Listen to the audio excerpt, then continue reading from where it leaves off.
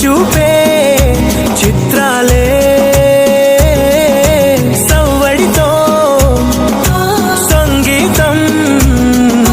పలికించే సెలయేళే పూల చెట్టుకి ఉందో భాష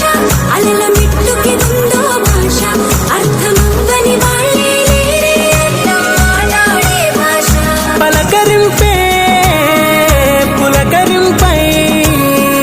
పిలుపునిస్తే పరవశించడమే మనసుకి తెలిసిన భాష మమతలు పంచే ఊరు